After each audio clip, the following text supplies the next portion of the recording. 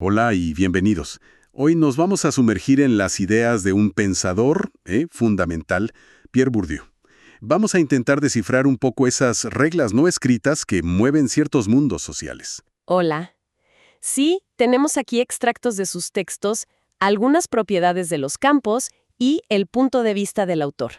La idea es, entender cómo funcionan por dentro espacios como el arte, la literatura, la ciencia. Exacto, esos universos que parecen tener lógicas propias, a veces un poco desconcertantes, ¿no? Totalmente. Queremos buscar las claves para entender el juego, como dices tú, que se juega en cada uno. ¿Qué se disputa? ¿Quién manda? Me gusta eso de juego. Ojalá encontremos esos momentos. Ajá. Bueno, empecemos por lo básico, por el tablero. ¿Qué es exactamente un campo para Bourdieu? Suena un poco abstracto al principio. A ver, imagina un microcosmos social, un espacio estructurado, como un tablero, ¿sí? Puede ser el campo político, el religioso, el académico. Ok. Cada uno funciona como un pequeño universo, con cierta autonomía. Y dentro de cada campo hay algo específico por lo que se compite. Bourdieu lo llama el enjeu. El enjeu. La apuesta, lo que está en juego. Eso es. Y eso que está en juego no es siempre lo mismo. Puede ser poder, puede ser dinero en algunos casos. Pero lo crucial es que cada campo tiene su propia moneda. Una moneda propia. Sí, un tipo de valor que es fundamental dentro de ese campo. Bourdieu lo llama capital específico. Capital específico. ¿No es dinero entonces? No necesariamente, aunque a veces se relaciona. Piensa, por ejemplo, en el prestigio científico. Eso es capital específico en el campo de la ciencia. Ajá. O el reconocimiento entre colegas, entre artistas, en el mundo del arte. O la autoridad religiosa en ese campo. Es un valor reconocido por los que están dentro. Entiendo. O sea, es un capital que solo vale ahí dentro. Exactamente. Y esta es una idea clave de Bourdieu. Ese capital no se transfiere fácil de un campo a otro. El ejemplo que da de Pierre Cardin es genial para esto. Cardin, el diseñador. El mismo. Era un gigante en el campo de la alta costura, tenía muchísimo capital ahí, ¿verdad? Bueno, pues intentó usar ese prestigio, ese capital, para entrar en el campo del arte legítimo. Compró galerías, promocionó artistas. ¿Y qué pasó? Era Cardin, reconocido mundialmente. Pues, Fracasó, o al menos no tuvo el éxito esperado, porque el campo artístico con sus propias reglas, sus guardianes, le impuso una tasa de cambio, digamos, muy, muy desfavorable. ¡wow! Su capital acumulado en la moda valía muy poco en el campo del arte. Esto muestra cómo estos campos defienden sus fronteras y devalúan lo que viene de fuera. El capital vale en relación a un campo. Como intentar usar yenes en una tienda que solo acepta euros, como decías. Algo así. Es una visión potente de cómo se estructuran estos mundos. Muy potente. ¿Y quiénes juegan en estos campos? Los jugadores. Los jugadores son los agentes. Pueden ser individuos, artistas, críticos, científicos, políticos o instituciones, universidades, partidos, galerías, museos, todos los que participan en esa lucha por el capital específico. Ok, pero para jugar, y jugar bien, no basta con estar ahí. Necesitan algo más, algo fundamental. El hábitus. Hábitus. Suena como hábito, pero intuyo que es más complejo. Mucho más. No es solo un hábito. Es un sistema de disposiciones, de inclinaciones duraderas. Es como tener el sentido del juego incorporado. El sentido del juego. Sí, son las formas de pensar, de sentir, de actuar, las habilidades, los gustos, hasta las posturas corporales a veces. Todo eso que internalizamos con nuestra historia personal y, muy importante, al meternos en un campo específico. Ajá. El hábitus nos permite movernos casi por instinto, saber qué decir, qué hacer, qué es apropiado, qué vale la pena. ¿Tienes algún ejemplo? Para que quede más claro. Sí, mira, Bourdieu habla del filólogo. Esa tendencia, casi una manía, a valorar las notas al pie tanto como el texto principal, ¿no? Sí, conozco algunos. Bueno, su manejo de referencias eruditas, sus técnicas de análisis, todo eso es parte de su hábitus de filólogo. No es solo conocimiento técnico, es una forma de ser y de percibir el mundo académico. Entiendo. Una forma que se ha construido con la historia de su disciplina y que a la vez es necesaria para que lo reconozcan como un jugador legítimo en ese campo. El hábitus es producto del campo y condición para que funcione. Vale, entonces tenemos el tablero, que es el campo, la moneda, el capital específico, y la habilidad casi instintiva de los jugadores, el hábitus. Pero si hay premios y jugadores, no será todo paz y amor, ¿no? No, para nada. Lejos de eso. La estructura básica de cualquier campo, según Bourdieu, es la lucha. La lucha. Principalmente una lucha entre dos grandes grupos, los dominantes y los recién llegados o pretendientes. Dominantes y recién llegados. Suena lógico. Los dominantes son los que ya tienen la mayor parte del capital específico. Son las figuras consagradas, las instituciones establecidas, la vieja guardia, digamos. Controlan las reglas del juego, en buena medida. Y los recién llegados, claro, son los que quieren entrar, los que quieren subir. Exacto. Tienen menos capital, suelen ser más jóvenes o venir de posiciones menos centrales y desafían el orden que existe.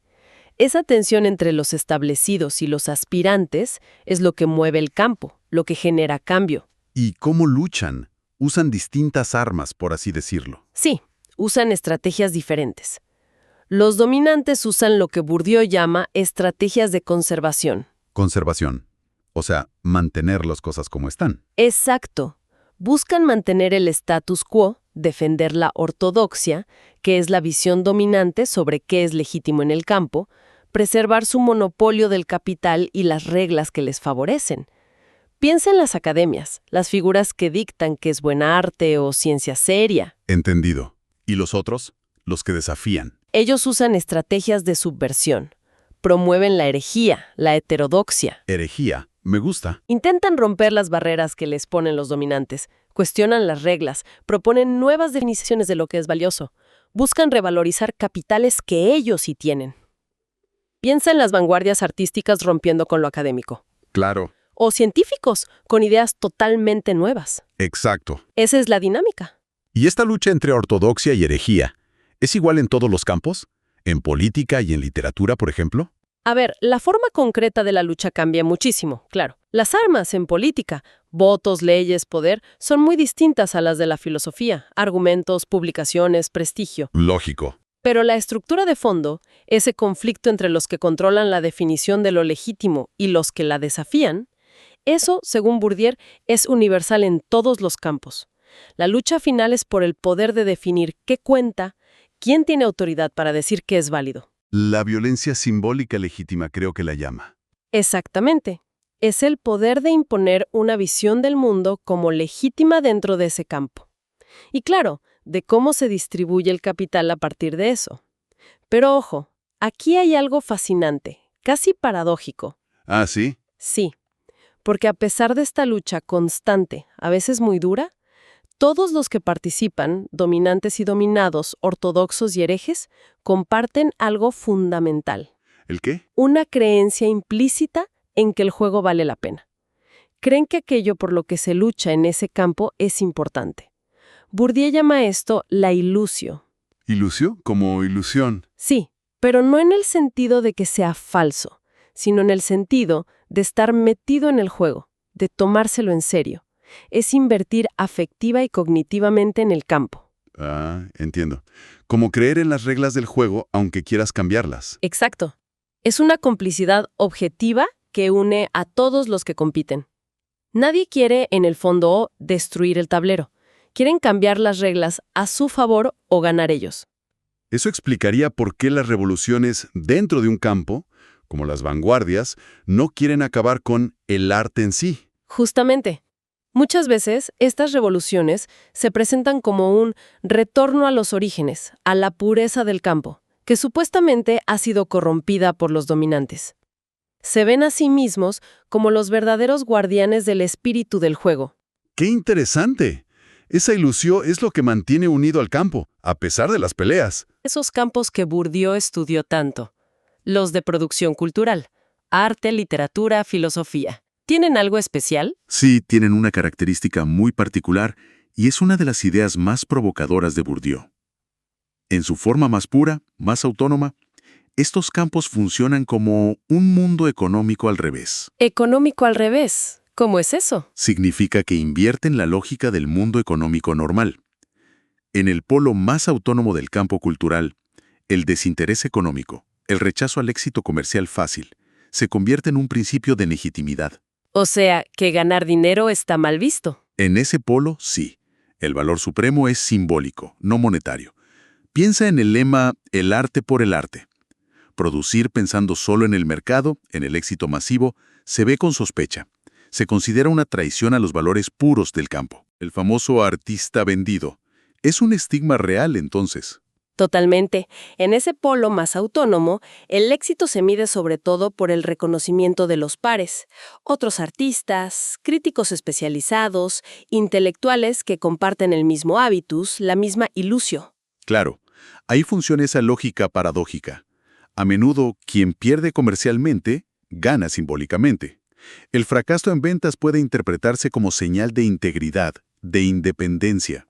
¿Y cuál sería el otro extremo? El opuesto a este polo autónomo. El polo opuesto es el heterónomo. Este está mucho más sometido a las lógicas de fuera del campo, principalmente las del mercado, éxito de ventas, gran público, o las del poder político, arte oficial, propaganda. Ahí estaría el arte comercial, o burgués como lo llama. Exacto. La producción de gran consumo. Ahí, el éxito comercial o la aprobación del poder sí son los indicadores principales de valor. Entiendo. Entonces, dentro del campo cultural siempre hay una tensión entre buscar autonomía y ceder a la presión de fuera. Exactamente. Todo campo cultural existe dentro de un campo más grande, el campo del poder, donde dominan el capital económico y político. Y la historia de un campo cultural es, en buena medida, la historia de su lucha por ganar y defender su autonomía. Autonomía como capacidad de imponer sus propias reglas. Sí, su capacidad para fijar sus propias normas, sus jerarquías de valor, sus criterios de juicio frente a esas presiones externas del mercado o la política. ¿Y cómo se mide eso? ¿Cuándo un campo es más autónomo? Un indicador clave es cuánto logra funcionar con esa lógica económica invertida. Cuanto más autónomo es, más se valora la producción hecha para otros productores, lo que Bourdieu llama producción restringida. Hecha para los entendidos, digamos. Eso es. Y a la vez, más se desacredita simbólicamente la producción orientada al gran público, la gran producción. La independencia de la demanda externa se vuelve la ley no escrita más importante. Pero, a ver, ¿quién decide qué es arte puro y qué es comercial? ¿Quién traza esa línea? Porque imagino que no está tan clara. Esa es justamente la lucha central dentro del campo. La definición misma de quién es un verdadero artista o escritor y qué es verdadero arte o literatura. Eso es lo que Bourdieu llama el nomos. Nomos, la ley fundamental del campo. Sí, el principio de visión y división legítimo. Y está siempre en disputa. Los defensores de la autonomía, la vanguardia, los puros, luchan por imponer su definición y por excluir o quitar legitimidad a los que ven como sometidos a la lógica de fuera. Los acusan de mercenarios, de comprometerse. Entiendo la dinámica. Y aquí son clave figuras como los editores, los galeristas, directores de revistas. Bourdieu los ve como personajes dobles. ¿Dobles? Sí, porque por un lado necesitan operar con lógica económica para sobrevivir, pero por otro, para ser respetados en el campo cultural, deben mostrar que entienden y valoran lo artístico o intelectual. Tienen que jugar en ambos mundos. Exacto. Son expertos en navegar esa tensión. A menudo explotan hábilmente esa obligación de desinterés del artista para su propio beneficio tanto económico como simbólico. Es un entramado complejo, sí, lleno de luchas por el poder simbólico. Y en todo esto, ¿dónde queda el creador individual? ¿Importa de dónde viene? ¿Su educación? ¿Su trayectoria? Claro que importa, y mucho. Bourdieu conecta tres cosas. La posición que alguien ocupa en la estructura del campo. Por ejemplo, ser un poeta de vanguardia poco conocido versus un novelista de éxito. Exacto. Segundo, su hábitus, esas disposiciones que ha internalizado. Y tercero, sus tomas de posición. Tomas de posición. ¿Qué es eso exactamente? Son sus elecciones concretas dentro del campo. Las obras que hace, el estilo que elige, los manifiestos que firma, con quién se alía, qué temas trata. Básicamente, sus jugadas en el juego. ¿Ok? Y Bourdieu dice que hay una correspondencia fuerte, una homología estructural, entre la posición objetiva que tienes en el campo y las tomas de posición que tiendes a hacer. O sea que tu lugar en el campo influye mucho en lo que creas. Muchísimo. Un artista de vanguardia, en una posición dominada, tenderá a hacer obras rupturistas. Un artista consagrado, dominante, tenderá a defender el canon. Pero eso suena un poco determinista, ¿no? Como que ya está todo escrito según tu posición. Y la libertad del artista. No es un determinismo mecánico. No es que esté todo escrito. Y aquí entra otro concepto clave: el espacio de los posibles. Espacio de los posibles. Sí. Bourdieu dice que en cada momento, en cualquier campo, hay un universo limitado de opciones, estilísticas, temáticas, formales, políticas, que se consideran posibles, legítimas o siquiera pensables. Ajá. Ese espacio lo define toda la historia acumulada del campo, las obras y tomas de posición anteriores. Como si hubiera un menú de opciones creativas disponible en cada época y no puedes pedir algo que no está en el menú. Exacto. Es el universo de problemas, temas, formas que están ahí, disponibles. Y el hábitus del creador funciona como un filtro. Un filtro. Sí. Le hace percibir ese espacio de posibles de una manera particular. Le inclina a ver ciertas opciones como atractivas, otras como rechazables, algunas como necesarias para distinguirse o hacer época. No eliges en el vacío, eliges dentro de ese espacio estructurado. Vale. Eliges del menú, pero tu gusto, habitus, te dice qué pedir. Algo así. Y tu elección está orientada por tu habitus, que a su vez se relaciona con tu posición. Entonces, incluso la innovación, la ruptura, también sale de ese espacio de posibles. Sí, Bourdieu diría que hasta las rupturas más radicales no salen de la nada. A menudo consisten en ocupar huecos estructurales en ese espacio, en realizar posibilidades que estaban latentes pero que nadie había actualizado, o en combinar cosas existentes de forma nueva. Interesante. Y para ver y explotar esas posibilidades latentes, necesitas un hábitus específico y a menudo una posición particular en el campo. Por ejemplo, la de un recién llegado que tiene interés en cambiar las cosas.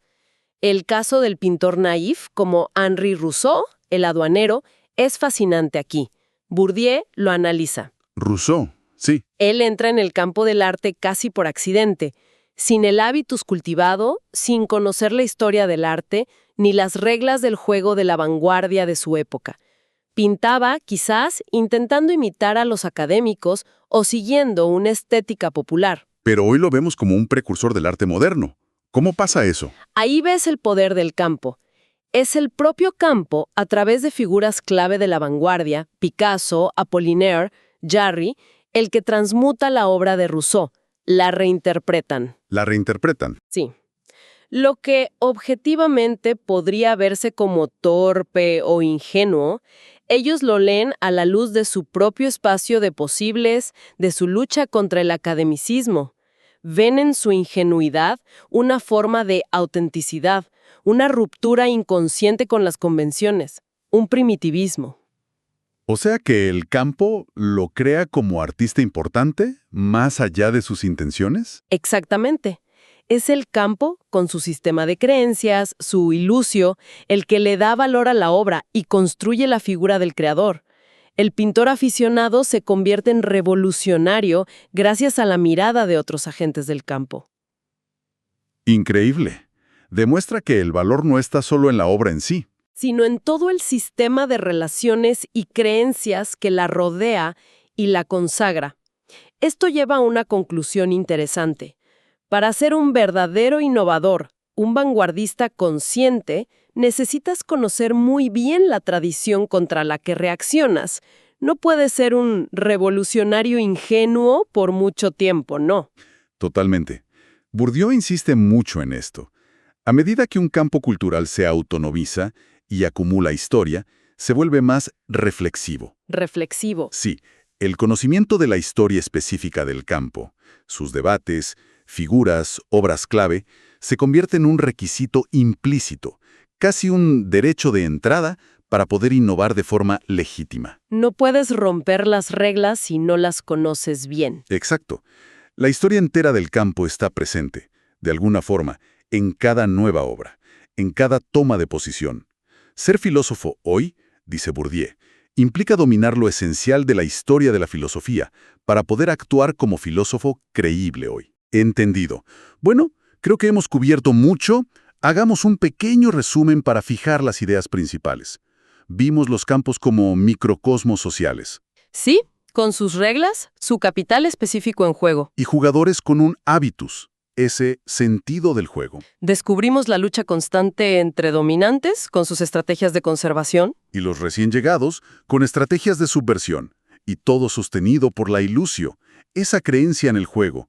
Nos centramos en los campos culturales, arte, literatura, y su peculiaridad, la economía al revés, en su polo autónomo, donde se valora el desinterés comercial y el reconocimiento de los pares, siempre en tensión con el polo heterónomo, más sometido a lo externo. y al final conectamos todo esto con el creador individual. Sus obras, sus tomas de posición, surgen de la interacción entre su posición, su hábitus y el espacio de los posibles del campo. Ha sido un análisis denso, pero la verdad, muy esclarecedor. Son herramientas conceptuales muy potentes. Quizás, para cerrar, podríamos dejar una reflexión. Una pregunta, ¿no? Adelante.